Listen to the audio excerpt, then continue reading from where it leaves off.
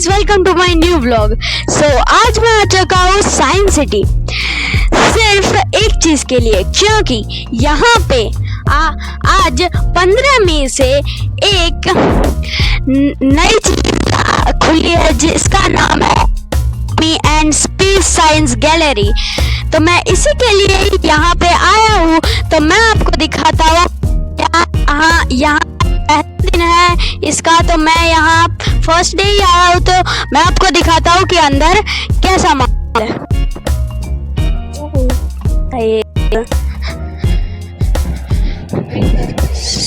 तो गाइस, अंदर आ चुका हूँ मैं, और यहाँ पे देखो, ये देखो पीछे, अब यहाँ पे देखो, यहाँ पे ये क्या है भाई।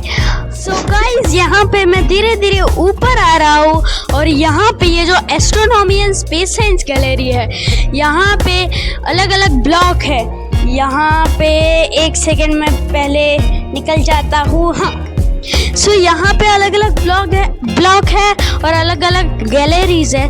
तो देखते हैं कि कौन कौन सी गैलरी है और उसके अंदर क्या क्या है। यहाँ देखो, यहाँ पे जो अर्थ है उसके आजू बाजू जो सारे प्लैनेट्स घूमते हैं उसका यहाँ पे प्रेजेंटेशन किया है। तो मैं जब ये बटन दबाऊंगा तब ये स्टार्ट होगा। तो चलो बटन दबाता हूँ इन 3, 2, 1। ये देखो गाइस, मून फुल स्पीड से घूम रहा है। मून है, मर्क्यूरी है, मार्स है, फिर जुपिटर है, सैटर्न है, सन है। देखो गाइस, ये देखो, और सबसे टॉप पे हमारा अर्थ है और वीनस है। ये सारे जो प्लैनेट्स है वो देखो कैसे घूम रहे हैं।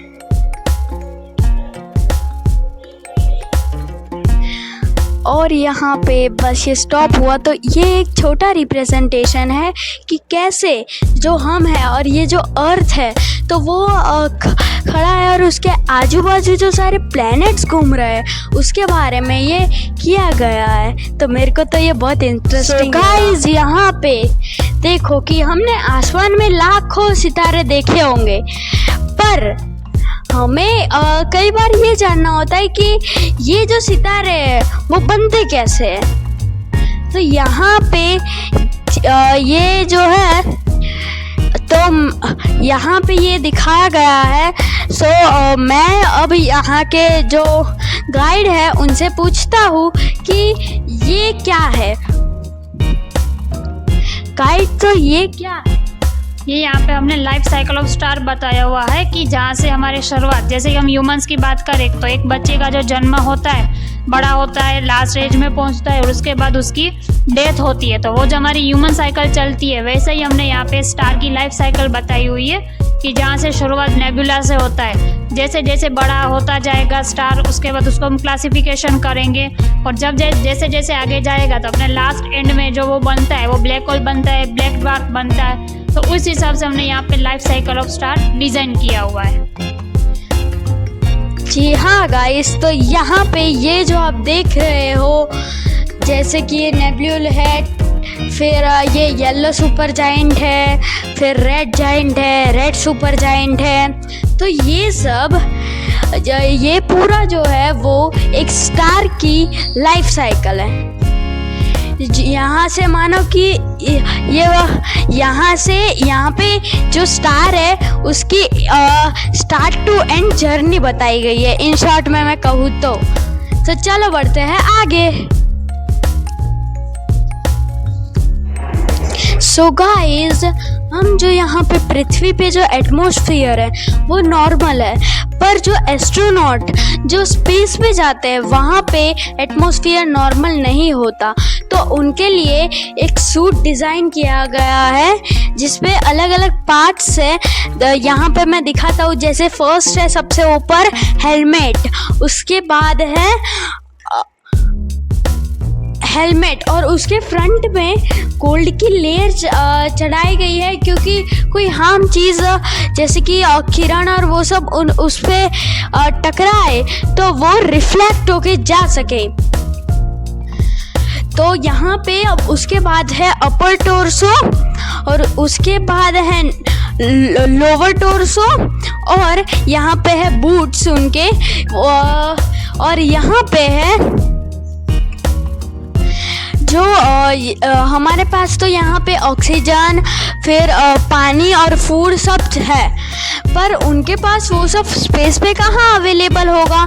तो वो लोग, ये उनकी एक बैकपैक है जो यहाँ पे आप देख सकते हो, ये पूरी बैकपैक है। सो ये बैकपैक में वो लोग अपनी ऑक्सीजन, फूड, वाटर वो सब स्टोर करके ले जाते हैं। गाइस यहाँ पे आप देख सकते हो जैसे कि जो एस्ट्रोनॉट है वो जैसे कि स्पेस में जाते हैं तो उनके पास फूड कैसा होता है। सबसे पहले ये जो टूथपेस्ट जैसे ये ट्यूब दिख रही है उसके अंदर वो लोग फूड स्टोर करते हैं, और जिसको चबाने की ज़रूरत नहीं है, सीधा लिया, खाना नहीं, सीधा निकल जाओ। फिर ये फर्स्ट स्टार्टिंग थी, फिर इससे अपग्रेड हुआ, ऐसे होते होते जब अभी कुछ महीनों पहले सुनीता विलियम्स स्पेस से जब नीचे आई तो उन्होंने बताया कि मैं स्पेस में पिज़्ज़ा, बर्गर, ऐसी सब चीज़ें खा सकती हूँ, जैसे कि ये बिस्किट्स और वो सब है वो। सो ये आप देख सकते हो टेक्नोलॉजी कितनी आगे बढ़ रही है। तो इस प्रकार से ये जो फूड का जो सिलसिला था वो चलता रहा, और जो आम इंसान है उनको भी ये जानने की ज़रूरत है कि जब एस्ट्रोनॉट स्पेस में जाते हैं तब उनको फूड में कितनी दिक्कत आती है, और एस्ट्रोनॉट तो जानते ही है, इसके अलावा हमको भी जानना चाहिए। तो चलो बढ़ते हैं आगे। सो गाइस यहाँ पे जैसे कि स्पेस में या किसी प्लेनेट में जो लैंडर और रोवर जाते हैं तो उसकी ये जर्नी यहाँ पे दिखाई गई है। सो यहाँ के जो गाइड है जागृति मैम, तो मैं उनसे पूछता हूँ कि ये जर्नी कैसे है मैम, ये जर्नी कैसे है। मतलब कि सबसे पहले जब भी कोई अदर प्लेनेट पे लैंडर या फिर रोवर जाएंगे तो कैसे सीक्वेंस में लैंड होते हैं किसी सरफेस पे, यहाँ पे इसकी पूरी सीक्वेंस है। और ये जो रोवर है वो परसिवरेंस रोवर का है, मतलब कि जो नासा के द्वारा 2020 में एक मिशन हुआ था, नासा मार्स एक्सप्लोरेशन प्रोग्राम, उसके तहत ये जो रोवर है वो ऐसे लैंड हुआ था। ये उसका पूरा सीक्वेंस है, मतलब कि पहले ऑर्बिट में आएगा, उसके बाद उसका जो खुलेगा पैराशूट डिप्लॉयमेंट, हीट शील्डिंग, और बाद में आएगा क्रेन मैन्यूवर, और लास्ट में है वो फाइनल टचडाउन।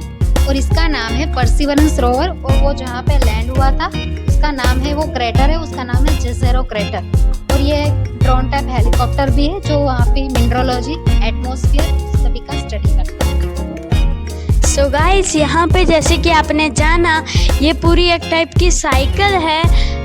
जब से वो रोवर वहाँ से छूटता है स्पेसशिप से और आके यहाँ पे जो टच होता है, और उससे ये एक छोटा सा हेलीकॉप्टर है, हेलीकॉप्टर टाइप ड्रोन है, वो कैसे काम करते हैं उसके बारे में यहाँ पे हमको जानने मिला। तो चलो बढ़ते हैं आगे। सो गाइस यहाँ पे जैसे कि हम अर्थ पे रह रहे हैं तो यहाँ पे रहने लायक है, पर अगर यहाँ पे अर्थ पे भी रहने लायक ना हो तो क्या होगा।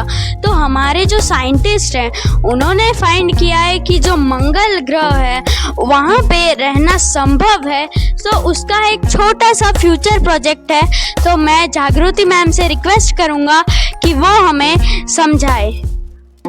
ये पूरा मंगल पे परमानेंट सेटल कैसे हो सकते हैं अगर ह्यूमन जाएंगे मार्स पे, ठीक है, तो वहाँ पे कौन सी टेक्नोलॉजी होगी तो हम वहाँ पे सरवाइव कर सकेंगे। ये उसका पूरा मार्स डायोरामा दिखा है। यहाँ पे आप देख सकते हैं कि रोबस्ट चैम्बर है जिसके अंदर कई सारी छोटी छोटी बिल्डिंग्स है, ठीक है। इसके अंदर पूरा एटमॉस्फेयर क्रिएट किया जाएगा, मतलब कि ह्यूमन यहाँ पे रहेंगे तो इसके अंदर वो पूरा प्रेशर भी होगा, टेम्परेचर भी होगा और आर्टिफिशियल ग्रेविटी भी होगी, क्योंकि जैसे हम जानते हैं कि मार्स पे हमारे से ज़्यादा वो थिन एटमॉस्फेयर है और थिन एटमॉस्फेयर में रहना नासंभव की बात है। तो वहाँ पे हम कैसे रहेंगे? वहाँ पे ह्यूमन जाएंगे तो वो ऐसे मॉड्यूल्स में रहेंगे। उसके बाद वहाँ पे फार्मिंग के लिए भी टेक्नोलॉजी विकसाई जाएंगी। एनर्जी के लिए वर्टिकल विंड टर्बाइंस और सोलर पैनल्स होगी। और टेस्ला का जो एक विजन था कि फ्री इलेक्ट्रिसिटी, तो वहाँ पे भी वो प्रोजेक्ट लगाया जाएगा। और स्टोरेज के लिए भी वहाँ पे बड़े बड़े बैरल्स भी लगाए जाएंगे जिसमें फ्यूल है, ऑक्सीजन है, वाटर है और फूड, सभी को स्टोरेज किया जाएगा। तो ये पूरा ही मार्स का मिशन है जो नासा अभी प्लान कर रहा है। मतलब कि ह्यूमन अगर जाएंगे मार्स पे तो वो वहाँ पे सर्वाइव कैसे कर सकते हैं, उस टेक्नोलॉजी के बारे में एक हाइपोथेटिकल मॉडल दिखाया गया है।